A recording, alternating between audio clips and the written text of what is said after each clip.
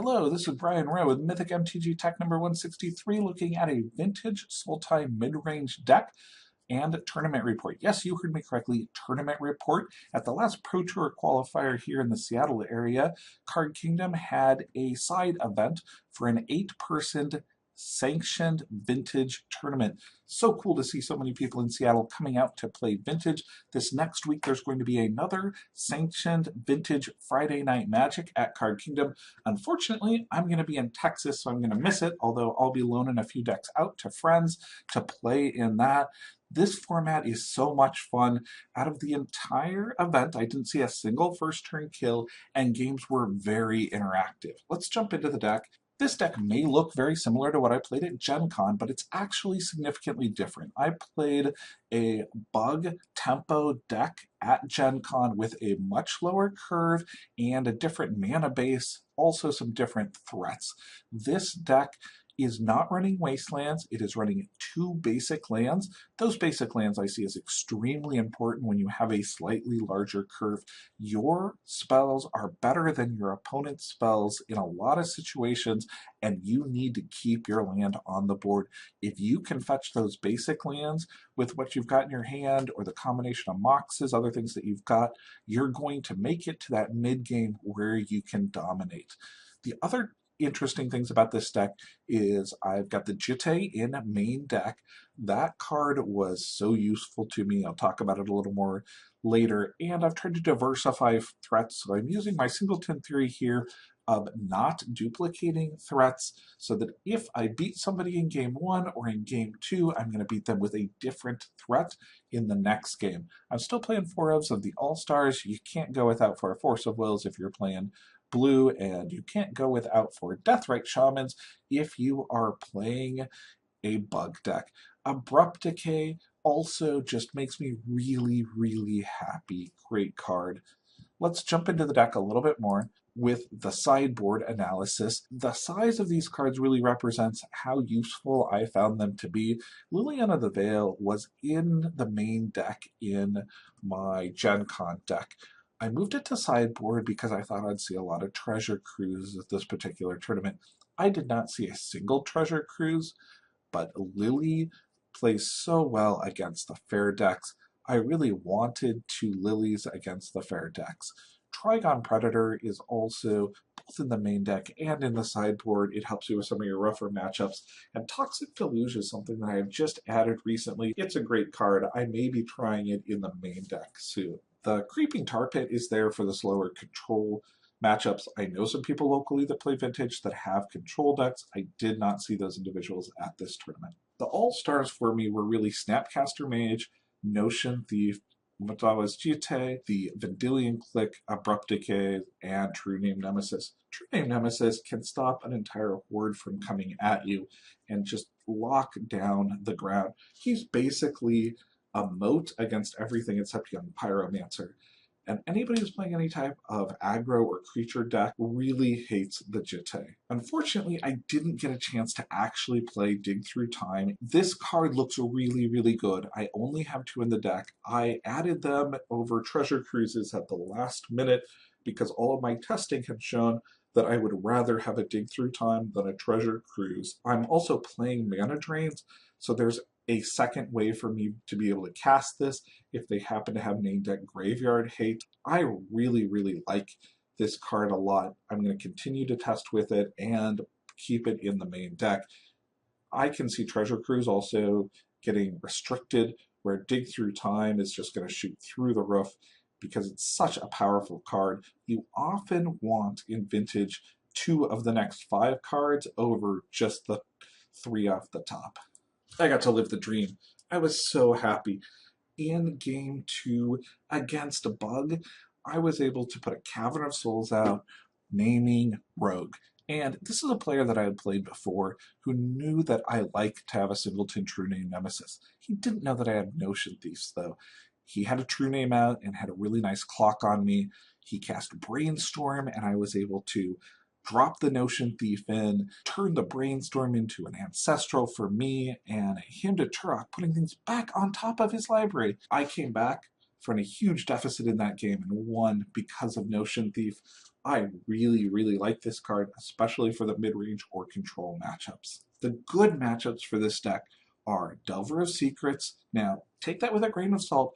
Delver of Secrets, especially the red-blue Delver deck that LSV and others are pushing, is the strongest deck in the environment. The 4 Abrupt Decays and 4 Mental Missteps help significantly with this particular matchup, but when I say this is a good matchup, it just means that it's pretty close to slightly in the bug player's favor, and it's not an easy matchup. The other matchups, though, that I've got here, which are the Thalia decks, the Goblin Guide, and the Oath of Druids decks, definitely a better matchup.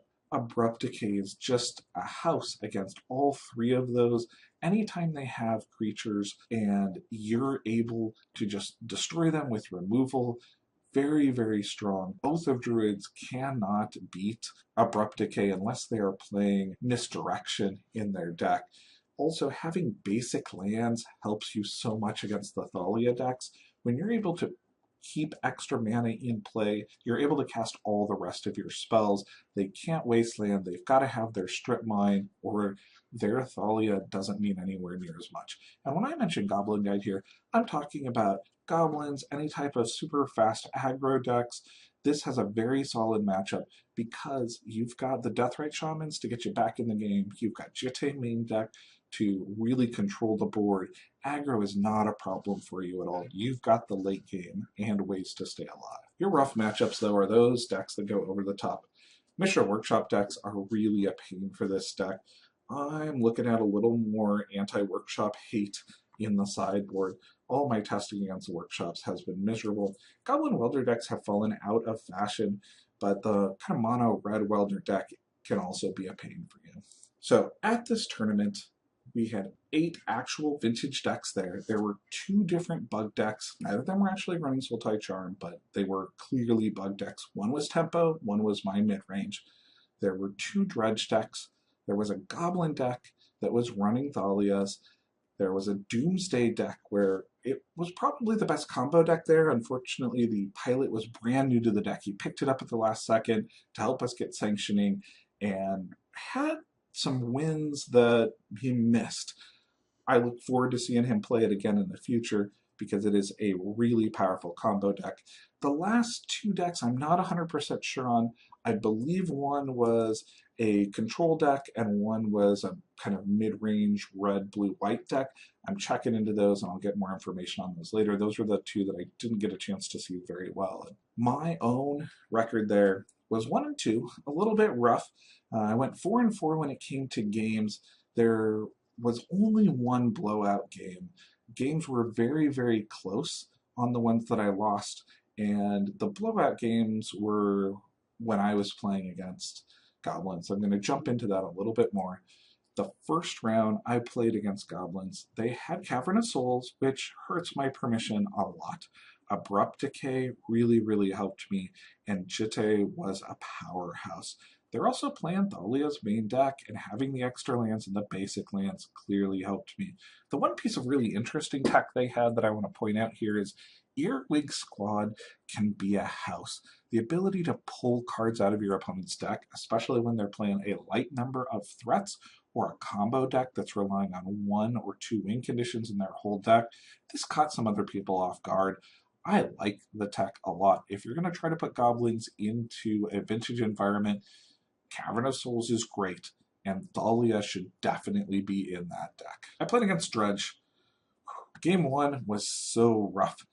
Opponent mulligan down to 4, and I kept a hand with Strip Mine. I Strip Mined their Bazaar, and they had a second Bazaar.